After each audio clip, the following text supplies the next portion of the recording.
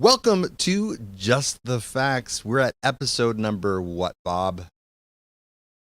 20. 20, episode number 20, which is kind of a milestone for us. It's a big one. And I think there's people that have actually watched the previous 19 and are watching this one as number 20. Some faithful, loyal listeners and watchers. We appreciate every one of them. We definitely do. We do at that. So today's subject, we're going to dive into the world of online listing sites. And why are we going to do that, Bob? Because it's a big old goofy world out there. We get this question over and over again. It's like, should I still advertise my cars the same way that I always have? So I'm going to pose that as the first question to you. Should I, yes, as a dealer, advertise the same way? Yes. Was that quick enough for you? We're doing a podcast, so we should probably elaborate just a little bit on the answer. Yes. And here's the thing. Traditional business philosophy, which has been practiced for a long time, and we would never tell people how to run their dealerships. We are here to challenge you a little bit and give you some new thoughts, though. And that is, the traditional process says when times are slow, you cut your spend, because there's only so much business to be had, so why would you chase that business, right? That's what traditional told you. Even though that feels like the same thing right now, it's not, and we'll get into that in just a minute. Because it does feel like it's that way, and we've talked a lot about inventory on a lot of our episodes, right? So we understand inventory is low, but some of the profit margins are a little bit higher than they've been in the past, right? Yeah. And so there is some money to spend, but spending it wisely and more efficiently, I think, is a big deal. Yeah. And so maybe talk to that part about, because you've been in dealerships for several years, right? It's been a little while since you've been in one. But we talked to last week. We talk to dealers all the time about, what's happening in the whole process of selling vehicles, acquiring vehicles, all that kind of stuff. But really, when talking about advertising them, what some of the traditional methods, what's in my head is, newspaper. I don't know, is there newspapers anymore? Sure. There still are, right? And there's the old traditional TV, radio, right? Social media is a buy-in, and then these online listing sites. Social media is all of a sudden an old traditional method. I know, it kind of is in a way. That's crazy to think of that. Yeah. But if you're starting up right now, or rebooting, because a lot of dealerships are, it's like, we're into a new year in 2022. What are some of the best practices there of how you spend those advertising dollars? Well, first and foremost, you have to understand why you would spend those advertising dollars, right? And the reason behind advertising, the main reason behind advertising, isn't actually to sell a car, because it would never be cost efficient to spend that much money to sell a car. Yeah, okay. So the goal is to get your dealership name out. The goal is for you to have more success, grow your market share, grow your presence in your market area. That's ultimately what advertising does, right? No one ever carried a billboard into your dealership to buy a car with it, right? But you still advertise on a billboard because thousands of people drive by, and subliminally they see it whether they look at it or don't. And it's just another form of advertising, right? And the thing about advertising is you should have a wide net, not just a one lane, right? So the challenge today is, everyone says, yeah, but there's not enough cars. And if you look online, the SRP counts, the VDP counts, they're all down and so forth.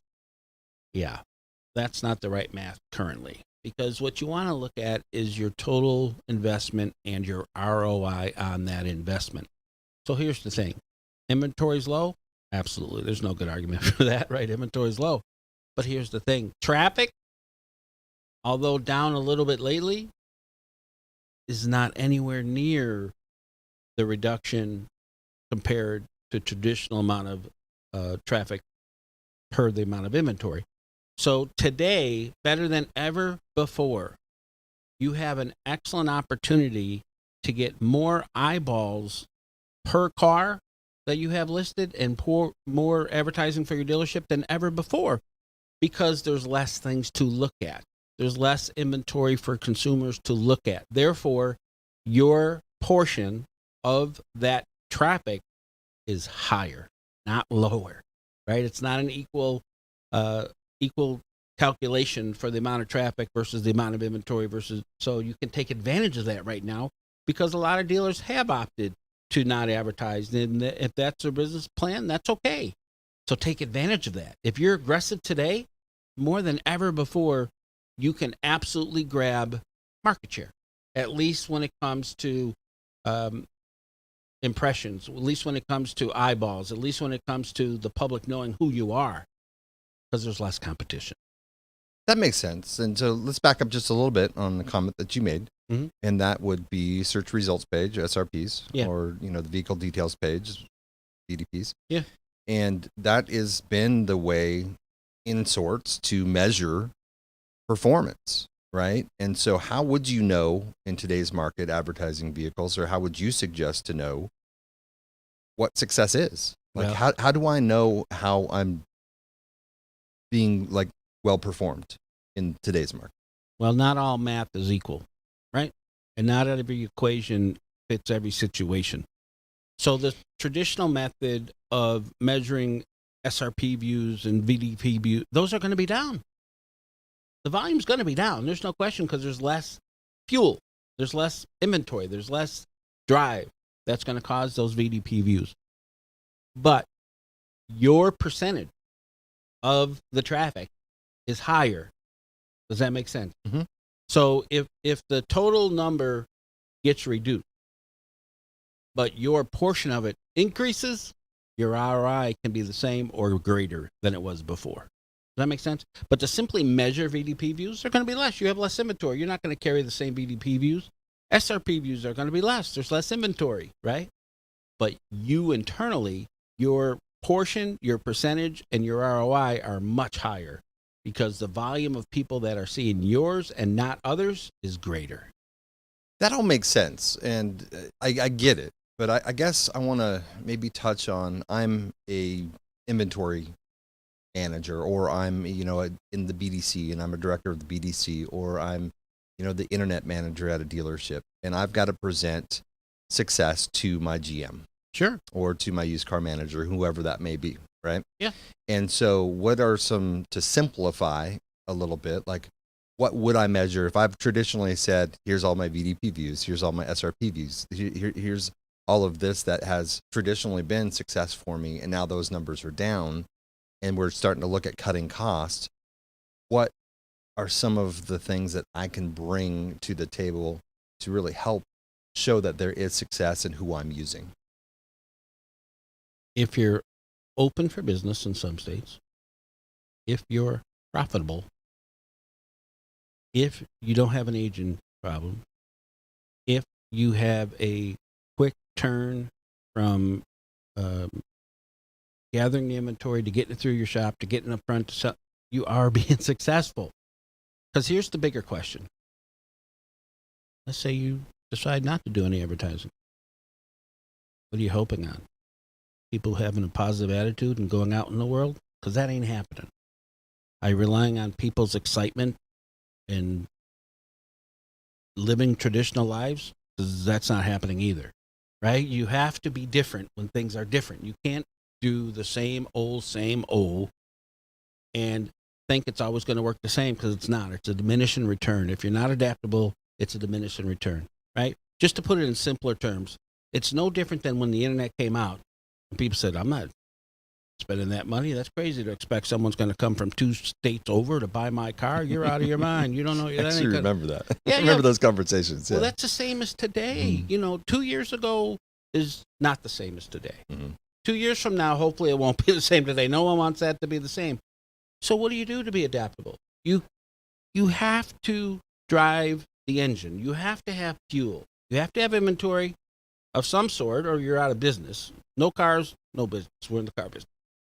And you have to have customers to sell them to. So with the depletion of traffic, it's not only online, it's on your street.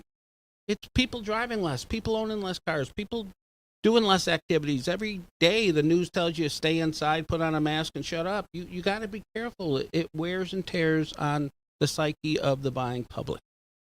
So you have a couple of choices to make, and they're not easy. And we're not telling you which ones to make. But we are suggesting to you that with every challenge is an equal opportunity, right? Don't believe me? Look at history. On the worst day in stock market history, some stocks went up. You just got to take advantage of what's put in front of you on a daily basis, right? That's why the business is the business. That's why everyone thinks it's easy and everyone can get in. And then next thing you know, it's not easy. It's not easy. It takes work. But if you work it, if you have an offensive play, defense goes backwards. The whole point of defense is to try and not go backward. The whole point of offense is to go forward, to increase, to be aggressive. Now is not the time to be defensive. Now better than ever before. You have less competition. You have more eyeballs on your traffic. You have an ability today, more than ever before, to shine. You can make your dealership be heard, be seen, have traffic you never had before, have customers you never had an opportunity to talk to before, whether it's using your trade-in tools and your trade-in widgets and buying cars from the public, or whether it's selling cars to people that were nervous to come out and they came out and they enjoyed the experience, whether it's using your service department and they never did. All these opportunities are there, right? You only have two choices. You need to make one, right? We're either on offense or we're defense. Make a decision, but make one. No, that's good. And I like how you talked about exposure. So it's really more about exposure than really going into the specific vehicle, because I think that's where we've gotten lost with some of the translation between those that manage all of the online listings and then communicating that to someone that's just looking at it on paper. It's like, holy cow, like what are we doing here? But the exposure piece you really is almost priceless in a way, because you're able to say, hey, here's who we are, here's what we're about, rather than here's what just this one individual vehicle is about. Listen, if I'm a dealer in my PMA, I'm not alone. I'm not even my own brand in my PMA. You know what I mean? So in let's just what's PMA? Prime market area. Okay. So let's take a city. Let's take the Atlanta market area. How many dealers are in there? A lot. So how do I make my dealer shine? You have more opportunity now to do that than you ever have. I don't care if you're in Atlanta, Georgia, or if you're in the middle of Iowa somewhere. Now more than ever, you can make your dealership be seen. And that's why I want folks to advertise. That's why they should. So let's talk a little bit about who, right? So, and we're not going to say, hey, this is the place you should advertise, but is there an advantage to using multiple online listing sites rather than just dropping a bunch and adding one? Always. Like, how does that work together on that? And what should someone be looking at if they're just starting out? Because we know, even watching now, we know that there's several people that are new to this arena. Maybe they were a top salesperson and they want to go into, more of the media side of the business, more of the advertising side of the business. So what are some nuggets of maybe best practices you have there of how to really manage all of the listing sites that are out there? Because I'm sure they get phone calls on that to sign on, to come on. Sure. And here's the challenge to this question. There are no blanket answers, right? It matters if you're metro or if you're rural. It matters if you're import, domestic, or highland. All those things come into effect, right? That's why people make lots of money helping you with these things, right? And when I say you should be in multiple lines of advertising, you should do multiple methods, right? So there's the online listings. There is the social media aspect of it today. There is the mailers. There are those different avenues. And you know what? For some dealers, they still work better than listings. Listings isn't a perfect fit for everybody. You need to, as a dealership, look at what are we doing and be able to measure, is it effective, right? Just because it's expensive doesn't mean it doesn't work and it's not worth it. And just because it's cheap doesn't mean it's worth it either. You have to look at, what am I spending? What am I getting for my spend? Now, here's the reason we would tell you to seek advice if it's not what you're good at, because You can't always have a direct measurement of sales. You can't always have a direct measurement of income. There's other ways to measure success, right? But you should always, as a dealer, be diversified in how you're attacking your marketplace, right? Some dealers do very well with very little external marketing. They work with their own internal. Now, that's not always the best for growth. It does work well for retention, right? So you have to decide, what am I going to do? But you should always have a diversified marketing plan, much like investments, right? You listen to any investor who helps people invest, and they say you should be diversified. You should be diversified. Mm-hmm. It's the same thing with your outreach for the way you market your dealership. Now, if we talk just strictly online listings, traditional online listings, you should still be somewhat diversified. Do you have to be in all of them? Probably not. There's some crossover, right? If you look at the different products that are out there today, certain products are 30 or 40% crossover with the competing products because they're in the similar space and in the similar market. And then other products kind of stand alone, right? You need to look at, what do I want to do? Where should I advertise? But you should definitely be as diverse as you can be. That's a good answer to that, because that doesn't leave anybody out, right? That just means, like, look at your area. What works best for you? Where are your strengths? Where are your weaknesses? And so all that combined is going to give you good success. Yeah, I mean, think about it this way. If you are a rural dealer, you may only have so many options. Yeah. Right? So if you're in a metro, you may have more than enough options, and you're tired of looking at them all. So it does matter. Yep. No, that's good. That's good. Now, we have at Just the Facts, as a little side note here before we close things up and wrap this one up, we have guests that come in, and it's been a little while since we've had special guests. We've haven't been shut down. We've still been moving. We're actually in studio, which is fantastic, but we've put a little bit of a pause, on that, but we've got someone coming in a few episodes, and we're not going to say who it is yet. We're not? But no. Do you want to? No, but it's a big one. It's a big one. It's going to be, we're excited about it. Yeah. But that brings a message to you watching us now, is if you have someone in mind that would be a great fit for us on Just the Facts, we'd love to have guests. We would love to have them here in studio in Henderson, Nevada. And so just reach out to us, and we'll be able to just reply to wherever you're watching this now. Make a comment of a person that we can get a hold of, and that would be cool to add some guests to our calendar in 2022. And we're sure you understand, but there is a seasonality, and with the closing of years and the closing of the business season and so forth, we need to be respectful of our guests and let them finish out their calendar years and their fiscal years. And we're included in that too. We have other obligations that we have to handle, but it is certainly coming up to guest time. And we're very excited for 2022 to finally be here and get back into the season. And we will absolutely have special guests on this project. Yeah, and we're not going to miss one, though. We're going to be here, right, and we're going to be talking about whatever pain point there is. We got another one. We're going to talk a little bit about consumers in episode number 21, so we're looking forward to that. So you'll have to tune in there. But we want to thank you for tuning in today. So wait. Oh, wait. So our first special guest is on 22 in 22? Is that what you said? Actually, it might be somewhere around there. We won't hold that, but episode 22. It might be 22 and 22. That'd be cool. If that has anything to do with anything. But numerology. It might be cool. So I was thanking them for tuning in. So you just added another 45 seconds. Thank you guys so much for tuning in to Just the Facts. We always appreciate it. We appreciate your loyalty, listening to us. Share it with a friend. Let people know that we're out here talking about all things automotive industry. Anything to wrap up?